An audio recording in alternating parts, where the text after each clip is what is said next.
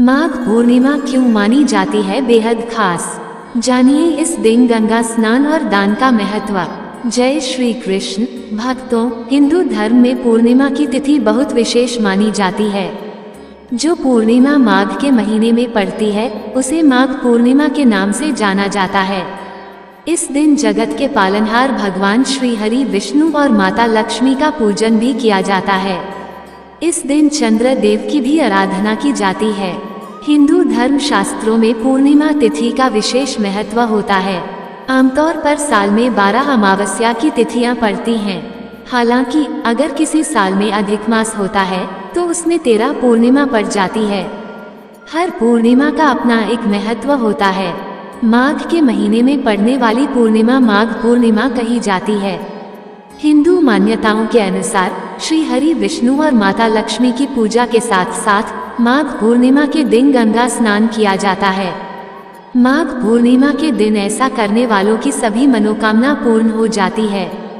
ऐसे में आइए जानते हैं कि इस साल माघ पूर्णिमा कब है, इसे विशेष क्यों माना जाता है, साथ ही माघ पूर्णिमा पर गंगा स्नान का इतना महत्व क्यों है।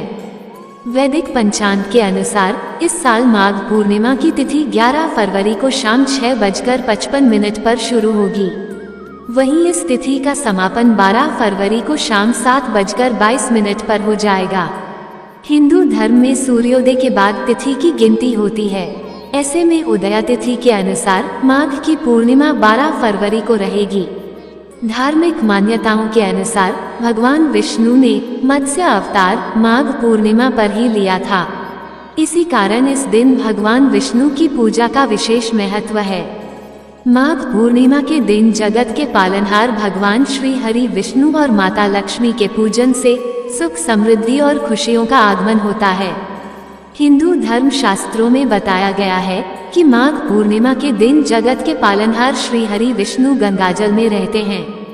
यही कारण है कि जो भी माघ पूर्णिमा के दिन गंगा स्नान करता है वो पुण्यदायी फलों को प्राप्त करता है।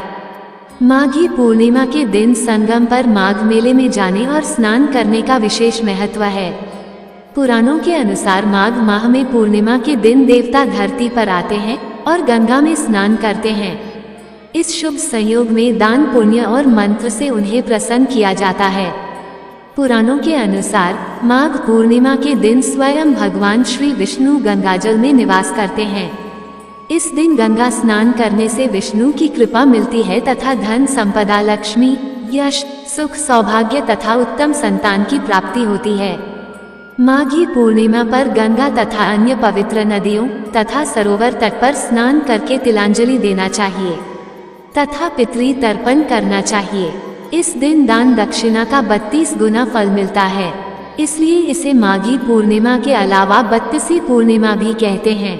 दान करने से सभी तरह के संकट मिट जाते हैं और जातक मोक्ष को प्राप्त करता है। पूर्णिमा पर माता लक्ष्मी के मंत्रों का जाप करना चाहिए, इससे घर में धन समृद्धि में बढ़ोतरी होती है। इस दिन देवी लक्ष्मी जी को पीले तथा लाल रंग सामग्री अर्पित करने से वे प्रसन्न होती हैं। प्रयागे माघ मासे तृतीया स्नानस्य यद्रवेत दशाश्वमेघ सहस्त्रेण तत्फलम लभते भुवि। प्रयाग में माघ मास के अंदर 3 बार स्नान करने से जो फल होता है वह फल पृथ्वी में 10,000 अश्वमेघ यज्ञ करने से भी प्राप्त नहीं होता है। माघे निमग्ना सलिले सुशीते विमुक्त पापास्त्रदिव प्रयांति। पद्म पुराण में माघ मास के महात्म्य का वर्णन करते हुए कहा गया है कि पूजा करने से भी भगवान श्रीहरि को उतनी प्रसन्नता नहीं होती जितनी कि माघ महीने में स्नान मात्र से होती है। इसलिए सभी पापों से मुक्ति और भगवान वासुदेव की प्रीति प्राप्त करने के लिए प्रत्येक मनुष्य को माघ स्नान करना चाहिए। भक्तों, अब हम सुनेंगे माघ पूर्णिमा व्रत की पौराणिक कथा।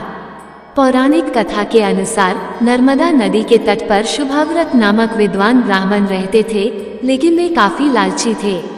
इनका लक्ष्य किसी भी तरह धन कमाना था और ऐसा करते करते ये समय से पूर्व ही वृद्ध दिखने लगे और कई बीमारियों की चपेट में आ गए। इस बीच उन्हें अंतर्ज्ञान हुआ कि उन्होंने पूरा जीवन तो धन कमाने में बिता दिया, अब जीवन का उद्धार कैसे होगा। इसी क्रम में उन्हें माघ माह में स्नान का महत्व बताने वाला एक श्लोक याद आया। इसके बाद स्नान का संकल्प लेकर ब्राह्मण नर्मदा नदी में स्नान करने लगे। करीब 9 दिनों तक स्नान के बाद उनकी तबीयत ज्यादा खराब हो गई और मृत्यु का समय आ गया। वे सोच रहे थे कि जीवन में कोई सत्कार्य न करने के कारण उन्हें नरक का दुख भोगना होगा, लेकिन वास्तव में मात्र 9 दिनों तक माघ मास में स्नान के कारण उन्हें मोक्ष की प्राप्ति हुई। भक्तों, अब हम सुनेंगे 32 गुना फल देने वाली, हर संकट से मुक्ति देने वाली और सभी मनोकामनाएं पूरी करने वाली पूर्णिमा व्रत की कथा। कांतिका नगर में धनेश्वर नाम के ब्राह्मण भिक्षा मांगकर अपना जीवन निर्वाह करते थे। उसकी कोई संतान नहीं थी। एक दिन उसकी पत्नी नगर में भिक्षा मांगने गई, परंतु सभी ने उसे बांझ कहकर भिक्षा देने से इनकार कर दिया। फिर किसी ने ब्राह्मण दंपत्ति को 16 दिन तक मां काली की पूजा करने को कहा। उन्होंने विधिवत पूजा करके आराधना की और तब उनकी आराधना से प्रसन्न होकर मां काली ने दोनों को संतान प्राप्ति का वरदान दिया और कहा कि अपने सामर्थ्य के अनुसार प्रत्येक पूर्णिमा को तुम दीपक जलाओ। इस तरह हर पूर्णिमा के दिन तक दीपक बढ़ाते जाना है, जब तक कम से कम 32 दीपक न हो जाएं।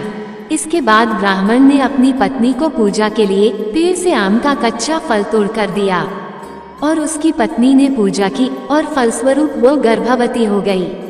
एक पुत्र ने जन्म लिया जिसका नाम देवदास रखा। देवदास जब बड़ा हुआ तो उसे अपने मामा के साथ पढ़ने के लिए काशी भेजा। काशी में धोखे से देवदास का विवाह हो गया। देवदास ने कहा कि वह अल्पायु है, परंतु फिर भी जबरन उसका विवाह करवा दिया गया। कुछ समय बाद काल उसके प्राण लेने आया, लेकिन ब्राह्मण दंपत्ति ने पूर्णिमा का व्रत रखा था, इसलिए काल उसका कुछ बिगाड़ नहीं पाया। तभी से कहा जाता है कि पूर्णिमा के दिन व्रत करने से संकट से मुक्ति मिलती है और सभी मनोकामनाएं पूरी होती हैं। गंगा स्नान के अलावा माघ पूर्णिमा के दिन दान करना भी बहुत महत्वपूर्ण माना गया है। इस दिन कपड़े, भोजन और गेहूं का दान करना बहुत ही शुभकारी माना गया है। मान्यता है कि माघ पूर्णिमा के दिन कपड़े, भोजन और गेहूं का दान करने से भगवान विष्णु की विशेष कृपा प्राप्त होती है। दोस्तों, आपको ये जानकारी और कथा कैसी लगी, कृपया कमेंट करके जरूर बताएं। वीडियो पसंद आया हो तो लाइक करें और अपने दोस्तों के साथ शेयर करें।